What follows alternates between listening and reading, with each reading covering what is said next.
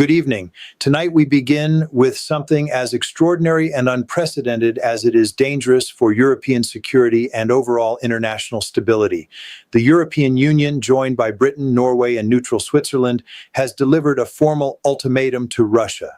The demands are clear: immediate cessation of attacks on civilian infrastructure in Ukraine, complete withdrawal of forces from Zaporizhzhia nuclear power plant, full restoration of grain export agreements that Russia unilaterally terminated. Putin has exactly 48 hours to respond affirmatively or face consequences that European officials describe as unprecedented economic and diplomatic isolation that will make previous sanctions look mild by comparison. Think about that. This is not diplomatic posturing. This is deadline diplomacy backed by concrete threats of actions that could permanently sever Russia from European economy and international institutions.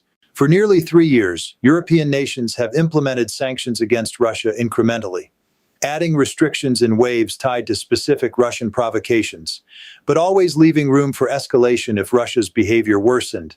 The strategy was calibrated pressure, impose costs sufficient to demonstrate seriousness, but preserve options for additional measures if needed. Tonight, that incremental approach has ended completely. European leaders have collectively declared that Russia's continued attacks on civilian infrastructure threaten European security directly, that Putin must choose within 48 hours between compliance with European demands or facing total economic isolation from the continent. For over a century, ultimatums have represented the most dangerous form of diplomacy because they create artificial deadlines that force decisions under time pressure, eliminate flexibility for negotiation, and create situations where one side must either back down publicly or follow through on threats that might trigger catastrophic consequences. World War I was triggered partially by ultimatum diplomacy when Austria-Hungary issued demands to Serbia after Archduke Franz Ferdinand's assassination. The ultimatum included a 48-hour deadline deliberately designed to be too short for meaningful negotiation. When Serbia accepted most but not all demands, Austria declared war. The cascade of ultimatums and expiring deadlines created momentum toward war that killed 16 million people. The Munich crisis of 1938 showed how ultimatums can extract concessions through deadline pressure without triggering immediate war, but at costs that proved catastrophic. Hitler issued ultimatums to Czechoslovakia demanding Sudeten territories. Britain and France pressured Czechoslovakia to accept rather than face German attack alone. The ultimatum success encouraged Hitler to issue further ultimatums that ultimately led to World War II. The Cuban Missile Crisis in 1962 involved elements of ultimatum diplomacy. But President Kennedy deliberately avoided explicit deadlines and left communication channels open for negotiation. Recognizing that rigid ultimatums increase escalation risks by eliminating flexibility, the crisis was resolved through negotiations that allowed both sides to claim success. The specific European demands exceed what Russia has been willing to consider throughout nearly 3 years of grinding warfare. First demand: immediate cessation of attacks on civilian infrastructure requires Russia abandoning a military strategy it views as essential for degrading Ukrainian resistance, destroying power plants, water systems, and heating infrastructure that keeps Ukrainian cities functioning during harsh winters. Russian military doctrine considers this legitimate targeting despite international humanitarian law prohibitions. Second demand: withdrawal from Zaporizhzhia nuclear power plant means surrendering control of Europe's largest nuclear facility. 6 reactors producing massive amounts of electricity, abandoning strategic territory that Russian forces have occupied since early in the war and fortified extensively. Third demand: restoration of grain export agreements requires Russia accepting terms it previously rejected, allowing Ukrainian grain to transit Black Sea routes that Russia claims threaten its naval operations and regional security. What makes this so extraordinarily dangerous is not just the 48-hour deadline that forces decisions under time pressure. It's the fundamental gamble that Putin will respond to ultimatum diplomacy differently than he has responded to previous pressure over 3 years of war. European leaders are betting that this time the threat is severe enough and credible enough to produce compliance. But if that bet is wrong, Europe faces either following through on threats that impose significant costs on European economies, or backing down from ultimatum in ways that demonstrate European threats lack credibility. European officials apparently calculate that Putin faces mounting domestic political pressure.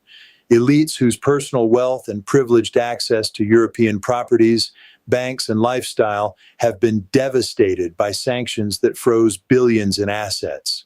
They calculate that Russia's economy cannot sustain continued isolation from European markets that historically purchased enormous quantities of Russian energy and provided critical technology that Russian industry depends upon. They calculate that military setbacks in Ukraine, including massive casualties estimated at over 300,000 dead and wounded Russian soldiers and catastrophic equipment losses exceeding 3,000 tanks, have weakened Putin's domestic political position enough that he might accept an ultimatum offering face-saving path to de-escalation. But that calculation assumes Putin prioritizes economic recovery over political survival he apparently believes requires avoiding the appearance of yielding to Western pressure. Think about that. The assumption that this ultimatum will produce different results than previous pressure requires believing that a 48-hour deadline creates qualitatively different calculus than months of sanctions already imposed. Putin's government faces its own impossible and politically fraught choices in responding to this ultimatum within the compressed 48-hour timeframe. Complying with European demands appears weak domestically and potentially triggers elite revolt from hardliners in the security services, military, and nationalist political movements. These hardliners might interpret compliance as capitulation that proves Putin is no longer capable of defending Russian interests.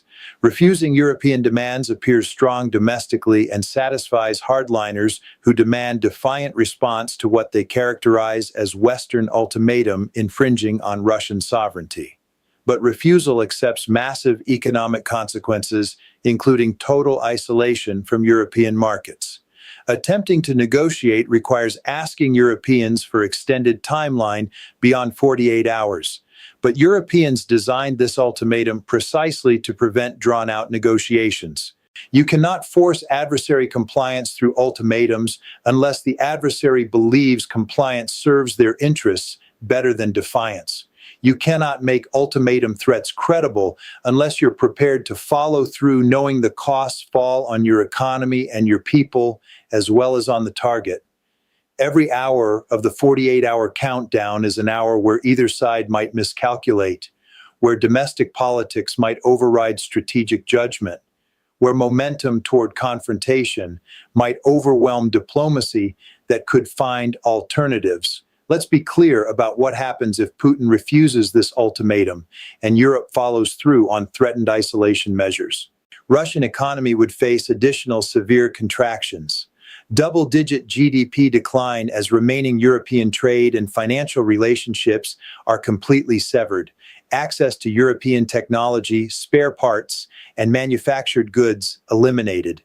Russian assets remaining in European institutions fully frozen or potentially seized. But European economies would also suffer significant damage, completely eliminating Russian energy imports that, while reduced from pre-war levels, still provide natural gas and oil that European industries consume. Forfeiting European business assets in Russia, including manufacturing facilities and retail operations. Cutting off remaining trade relationships that provide billions in economic activity. The pain would be asymmetric, with Russia suffering more severe absolute economic damage, but not unilateral, creating domestic political costs for European leaders who must explain to constituencies why pursuing ultimatum diplomacy was worth these consequences. Sometimes in diplomacy, the most dangerous strategies are those that eliminate flexibility and force decisions under time pressure that careful consideration might avoid. European ultimatum to Russia with 48-hour deadline represents exactly this approach. The strategy works brilliantly if Putin complies, or catastrophically if Putin refuses, and European leaders must choose between following through on threats that impose costs on their own economies, or backing down from ultimatum that exposed European threats as hollow. This is where the strategy becomes extraordinarily risky. If Putin calls Europe's bluff and refuses to comply, European leaders must either follow through on threatened unprecedented isolation measures, or retreat from ultimatum and demonstrate that European threats lack credibility. The ultimatum creates a binary choice for European leaders as much as for Putin. From the outside, it may appear that Europe holds all leverage, that Putin has no choice but to comply with ultimatum backed by economic power vastly exceeding Russia's GDP. But if you understand Putin's domestic political calculations, his apparent belief that yielding to Western pressure threatens his survival more than economic isolation does, you recognize that rational economic analysis may not predict his response. Putin may calculate that refusing the ultimatum, accepting economic consequences, and blaming Europe for Russia's suffering serves his political survival better than complying with demands that look like capitulation. And now comes the bitter irony. European nations issued this ultimatum partially to demonstrate unity and resolve that previous incremental sanctions failed to communicate clearly. But if Putin refuses and European unity fractures over whether to follow through on threatened consequences, the ultimatum will have achieved exactly the opposite of its intended effect, exposing European divisions and demonstrating that threats lack the credibility enforcement requires. When major powers issue ultimatums with 48-hour deadlines demanding comprehensive policy changes, when the target has demonstrated for 3 years that it will accept enormous costs rather than yield to pressure, when following through on threatened consequences imposes significant costs on both sides, you create exactly the escalation dynamic that careful diplomacy tries to avoid. The gamble may pay off brilliantly if Putin complies, or catastrophically if he refuses, and neither side can find diplomatic escape from confrontation that ultimatum was designed to force. Something deeper than diplomatic tactics is unfolding in European capitals and in Moscow. Something about the exhaustion of patience, the willingness to risk confrontation rather than continue uncertain drift. European leaders have concluded that forcing Putin's choice serves their interests even if the choice he makes is defiance. For the first time since the invasion began, European nations are gambling that concentrated pressure with clear deadline will achieve what gradual pressure without deadlines has failed to accomplish.